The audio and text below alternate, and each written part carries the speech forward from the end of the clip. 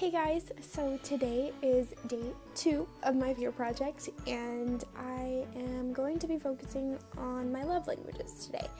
I actually took a poll on Instagram, and this is what you guys wanted to hear, so I figured I'd make a video about it, which thank you guys so much for those of you who voted on the poll, just because it is really important to me that I am making video content that people actually want to watch. And so for those of you who don't know what the 5 love languages are, there are words of affirmation, service, gift giving, quality time, and physical touch. So these are different ways in which we can interpret and show our love for other people.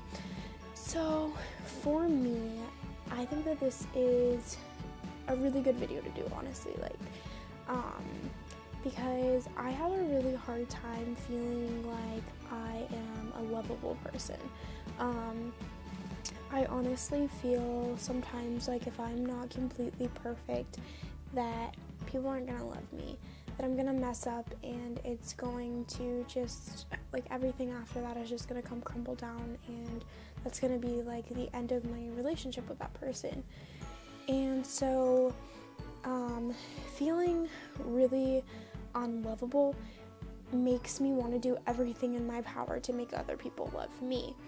And not saying that I force my love on anyone or anything like that. It's just that when I love really hard. I love with all that I have, and some people can see it as a flaw because that means that I care a lot.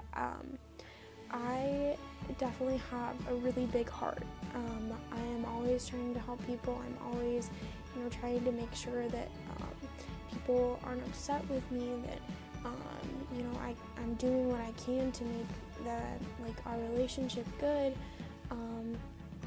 And so I feel like these love languages are how I expressed my love for people.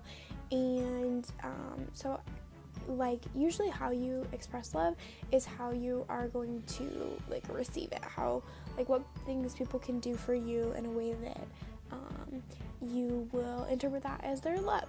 So I can pretty much relate with 4 of them. Words of affirmation, gift giving, quality time, and physical touch. Service really isn't my thing. I really do enjoy volunteer work, but it's definitely, it's just different. For me, that's more quality time, I think, is I don't volunteer out of more a service project. I do it more out of just out of love. So I don't know, it's different for me. Because service, I always thought more of doing your chores for your parents and stuff like that. So words of affirmation are definitely really important to me. I always need affirmation. That has always been something that I have really struggled with, is feeling validated. When I am upset, it's really important to me that whoever I'm talking about doesn't just dismiss my feelings, even if they're a little over the top. I honestly usually just need someone to be hey Bella, I get that you feel that way, but let's look at it this way, or maybe you're thinking about this too much, and stuff like that, which is really helpful. And so definitely affirming and validating is something that I like to do for other people. You never want to go at someone when they come to you about something and tell them that they shouldn't feel that way, because I have had people tell me that whatever I feel is wrong, and that is incredibly hurtful to someone, because especially when you have anxiety and stuff like this, and sometimes your feelings aren't completely in your control, and your emotions and stuff like that. But I really do, I love being told that I am loved and that I'm cared for, and I love, saying that to other people. I really telling people that I love them. My boyfriend, I'll constantly tell him that I love him, just because I feel there's a lot of like gravity in those words. Those words mean a lot. Like I love you is thrown around a lot, but there is a specific like gravity to those words that, you know, I definitely hold on to, and that when I say it, I mean it wholeheartedly. And yeah, like words of affirmation, definitely my love language.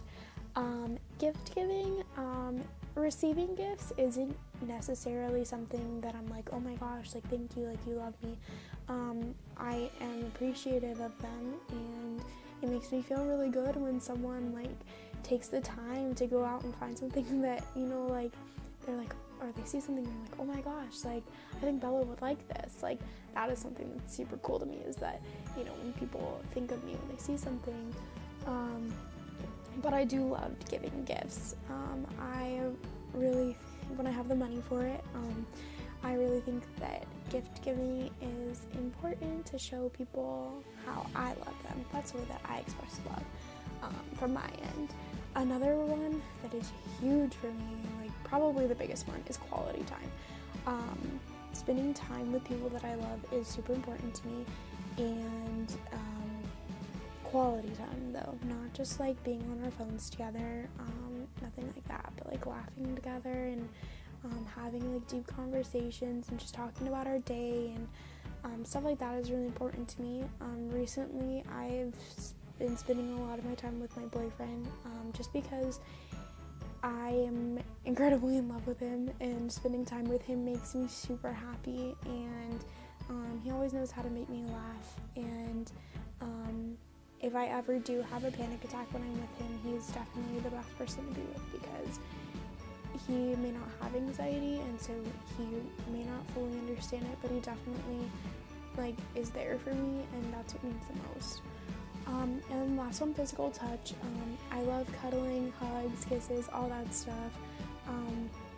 It's definitely a way for me to like show that I love someone, or just being close to that person. Like again, with my boyfriend, if I'm having a panic attack, he'll like hold my hand or kiss my forehead or give like just hold me, and that can really help. It is really helpful to just be close to someone and like make you feel a lot less alone, because when I have anxiety attacks, you know, I hyperventilate and I shake and I cry and I like can't talk, and so I can't express that.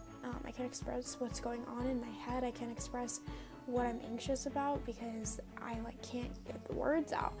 But being able to be like held by someone, it just feels like they understand and that they're there, and you know, they're gonna be there when it passes, which is super important.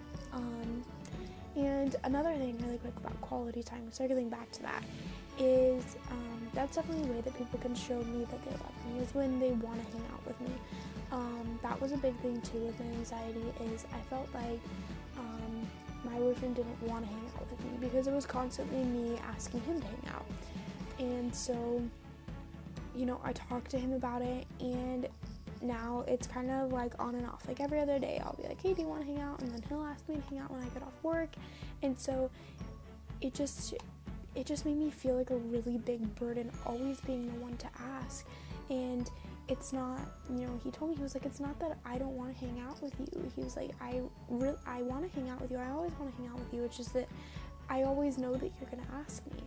And I was like, you know, that kind of made me feel like, oh my gosh, do I really ask all the time? And like, he just knows that I'm going to want to hang out with him, which I mean is good. Like, that's how I show love. Like, I want to hang out with you, but like, maybe I just need to like take a step back and let him ask me. And you know, after I address that, like, it's changed, and now, you know, we spend our quality time together, and that was super important to me.